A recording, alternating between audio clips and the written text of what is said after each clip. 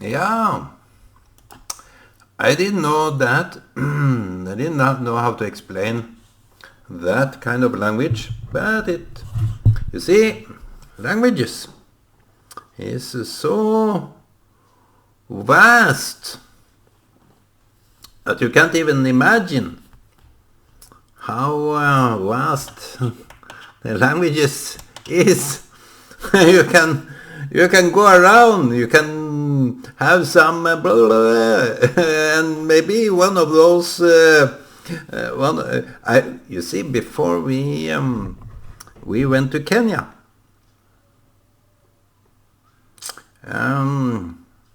I had my own game of what kind of a language before we came to Kenya. What kind of a language would they speak? So we invented, I think my brother and me, we kind of wanted to invent the kind of words that they were talking without even hearing. Well, we saw this gentleman. His name was Silas Oviti. It's a typical Lua name. And he was together with this missionary, and they visited our home in Kongsberg. This home, I was born in Kongsberg. My siblings was born in Kristiansand years before I was born. So they moved to Kongsberg, and the year maybe after they moved to Kongsberg, because I was born in my uncle's home. He was kind of a farmer in a way. He grew potatoes, he had hens, laid egg and sold egg. He had bees too. So he was having honey pony. He was making honey. And I think his wife was doing the eggs. And he even had this, I showed my daughter the other day. Here, my uncle had this store selling some clothes there. And that was kind of nice to reminisce back in those days while we were there. So it was before I was 8. I was 7 at that time, I think, when I get to know that we were going to Africa, Kenya. And I didn't know, I can't remember how I reacted, but it was kind of exciting news that we are going to Kenya, and maybe I have to go deeper into that memory, what I felt back in those years when I was when we were to go, the whole family, to Kenya. So we invented words, like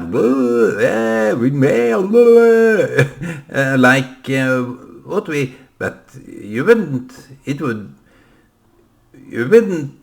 be equipped as I talk now, quite rationally, I hope, so that you can understand what I'm talking about.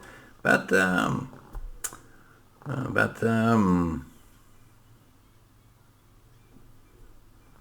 you can't invent words that's not there.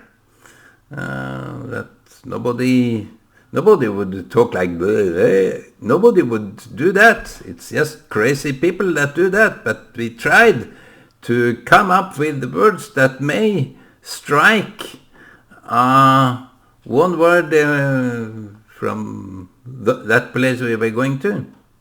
So that is kind of interesting how the language is developing from infant stage to grown up.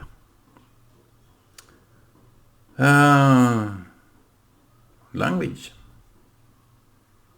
I don't know whether it's something I can elaborate on.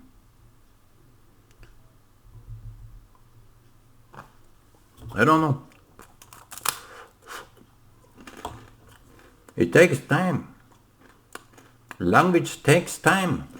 And in the end, maybe it takes so long time that in the end, if you develop your language, you don't know what to say. Or you say something that means totally different what you are saying. But you have your way with words that you can't really... I'm bored of how to say things the right way. So coherent way that even the simplest human being may not misunderstand. It's quite clear, but I'm not there. I would wish that I could say something in a way that only few would know.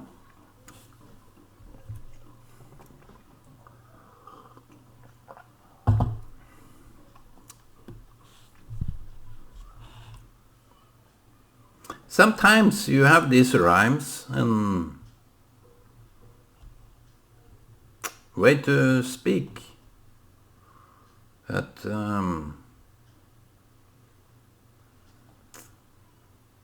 expresses something very deep in a very simple way.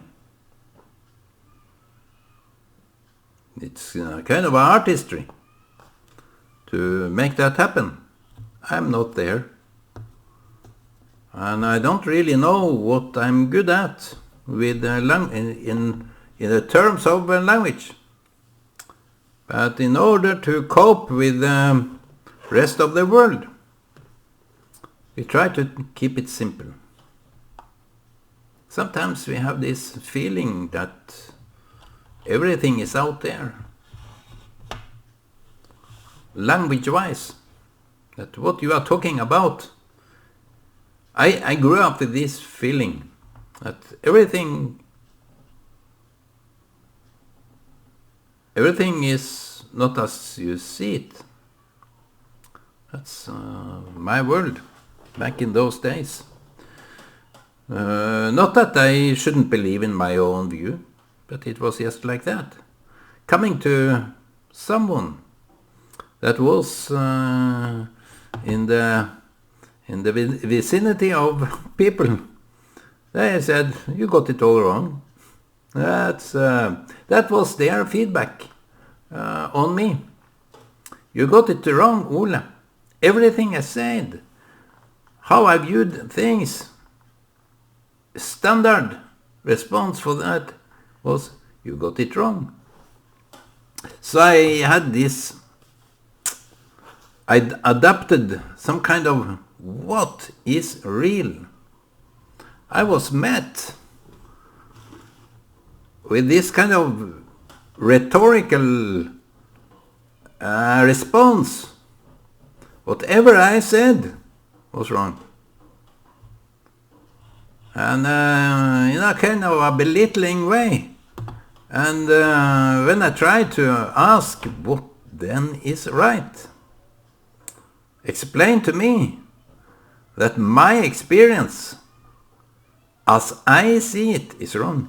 Explain to me that. Because I don't have the nerve to doubt your experience. It's kind of an arrogancy to that. The division, the separation, the kind of conflict that established in my self-awareness, my self-confidence was tempered So I had this feeling all along that maybe my views was wrong. And maybe that's why I'm into debates.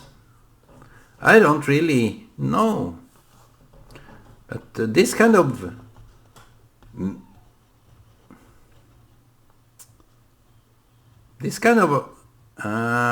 attitude that what you say is wrong, people are sensitive to that. And of course, as to be the youngest that you ever met, everything you said, everything you had your view on was deemed wrong. So my self-confidence with those people went so high. I wasn't very confident with myself. And everything I said was out of this kind of mental, the lack of mental ability to view myself objectively. So this is a kind of a fight going on with myself.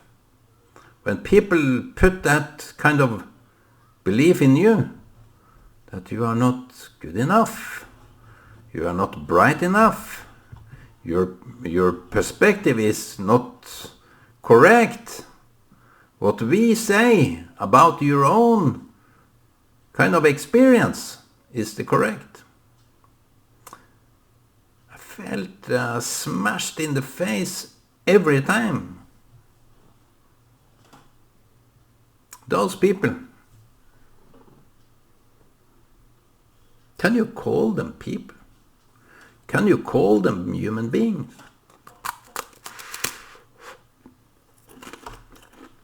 When it is tormenting you to the degree that you don't really trust yourself. Bob Dylan sang that, trust yourself, but I think I'm not alone. To be smashed in a way that your self-confidence is so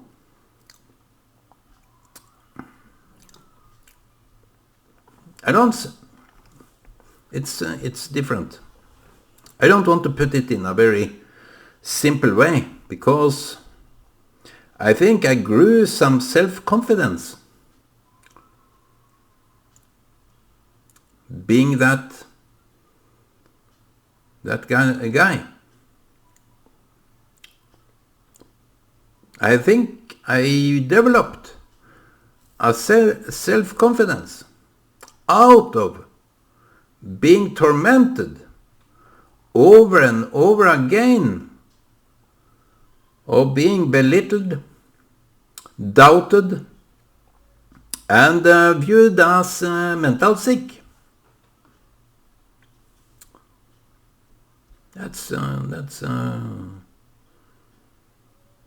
I think that is something.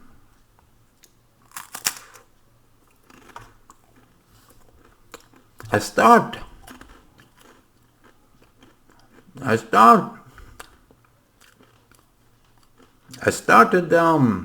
asking myself, what alternative do I have? What kind of alternative do one have to view my own experience in a different way?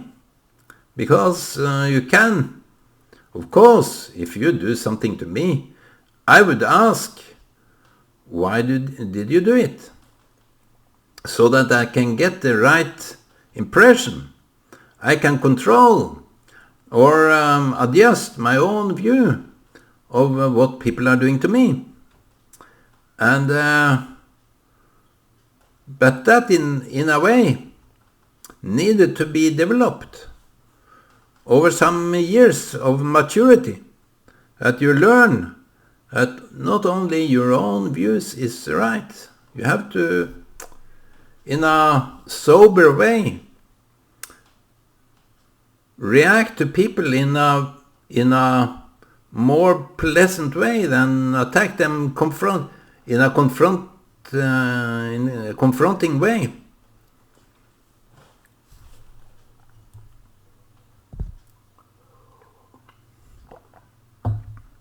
Kind of interesting that this happened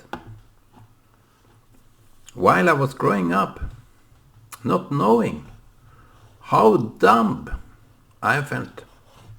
I didn't feel dumb. No, I felt kind of smart. Because they didn't have the answer. When I asked, how would I relate to myself, my own experience, if I'm always wrong? So they couldn't answer that.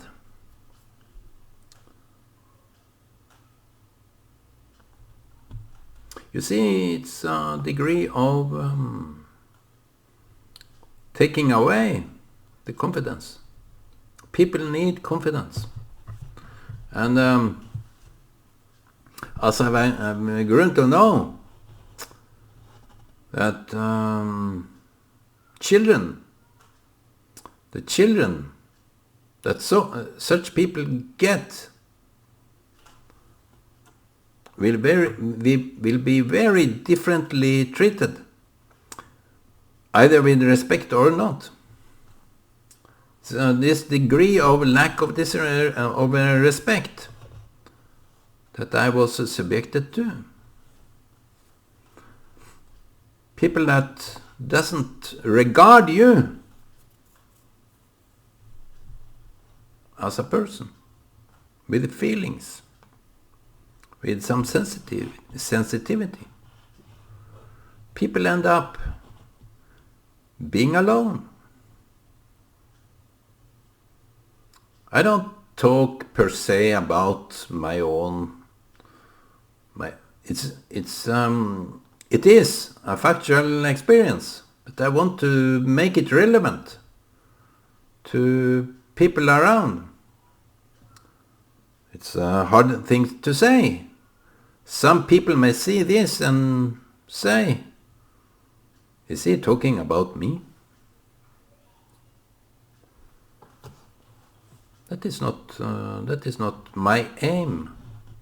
I think it can be viewed in a very relevance to anyone's experience or that kind of experience is something that is very common both in families and with people that you can have as co-workers or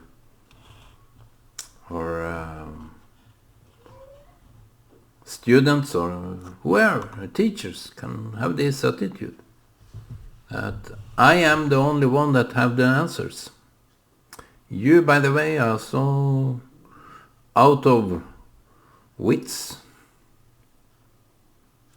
So we need to mind each other in a better way. How to mind each other in a way that we can be good approaching each other. Because everyone have his or hers reasons for his and hers behavior. That's why you call people like shrinks. This and that behavior. It's kind of a behavioristic signal on something is not so good or very good. As I said yesterday, breathe.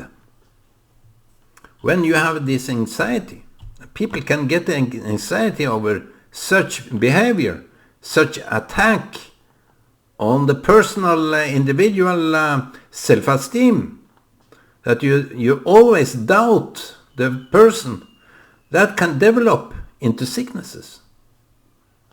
So therefore, those that are subjected to such cruelty, such tyranny, such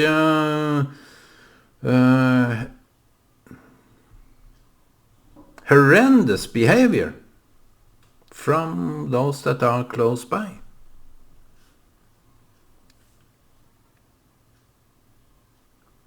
Breathe. Breathe in and breathe out.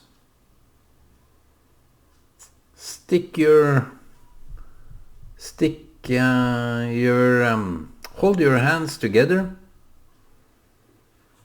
Touch a hot cup of coffee and ask yourself, am I sensing something now?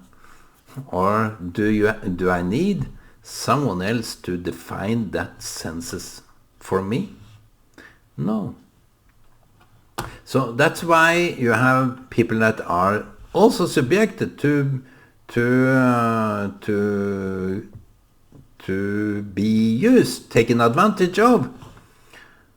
Psychopaths, you have psychopaths that have no regard for others. It's all about them, and they have their own strategy of making that happen.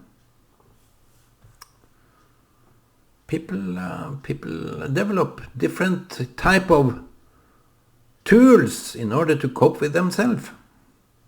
If they have been tormented, if they have been undergoing so low self-esteem by their own kind, by their own environment, that you wouldn't really... What is that? What is that, my friends? Why should we meet people with that kind of low self-esteem? Why do we need to deny others their right of their own sensitivity? People are very...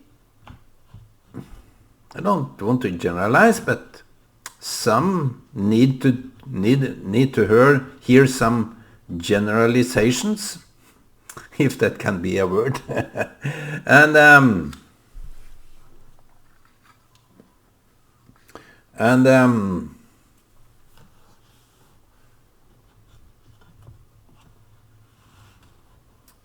Need to hear it. Yes, to know what kind of impact they had on others. People are often thinking, I am right. And in conjunction with others, that doesn't really apply very good. You have this,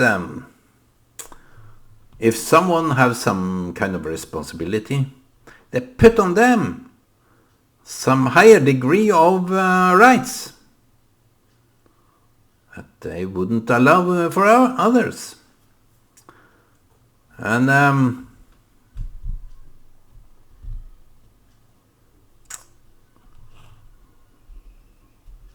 they think more, everyone, in a community or in an interaction, they think for themselves. Yes, to be honest, I am right. Whatever people say, I am right. When you have this attitude and can't limit yourself just to expose it, you show lack of respect. When you can't listen, I was told, listen, Ola, try to listen. Don't go all out there, listen. And I took it to my heart.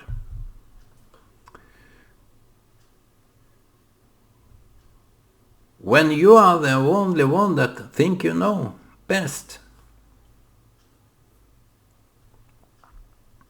you have the rights which other can't get because they either can't be trusted or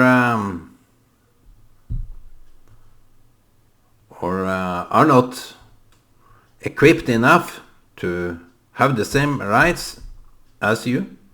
It's in the kind of this separation, this discrimination, this attitude of people that think they have more rights than you. People are different and they think less of those that are different to them. We often say we have to embrace differences, but if I'm in the room, I think I'm the best. That is a task to take on when that is happening. And that can happen also within siblings, within some environment, communities and so on, that we think that my take on it is the best, is the right, most right, it's the correct one. My opinion is what matters here. And that is kind of how that impact others can be a very hard thing to undergo, to be subjected. So those that have this kind of attitude, and I think the most of us have that kind of attitude, if we are not aware on the impact that we do on others, we should be waking up. Even to do good. To do good can be a way of belittling others. To give gifts can be a way of showing that you are less than me. And to help others is to take away their rights, their ability to help themselves. So hold back. Hold back. There is always two sides to everything. And don't come to me and ask what you feel. You should trust your feelings. It is the most closest thing to you. Trust what you feel. Believe in what you feel. Act soberly on what you feel. Maybe I write that down. Yeah, this is how I wrote it. Act soberly on what you feel and think. Act soberly on what you feel and think. That is this today's video. And maybe that could be a remindance of not being arrogant, not doubting people's saying, not belittling what they are, and value them.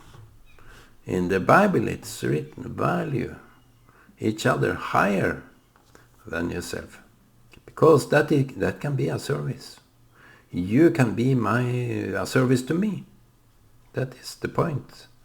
I should see you as a service to me in order to develop my own ways, my own thinking, my own attitude. So be good, meet each other with respect, and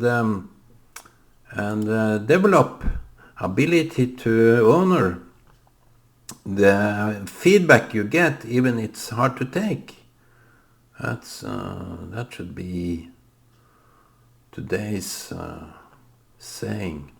So I'm happy to do this, and I wish you all the best, and keep a good relationship with each other and be good. Okay, take care. Shalom.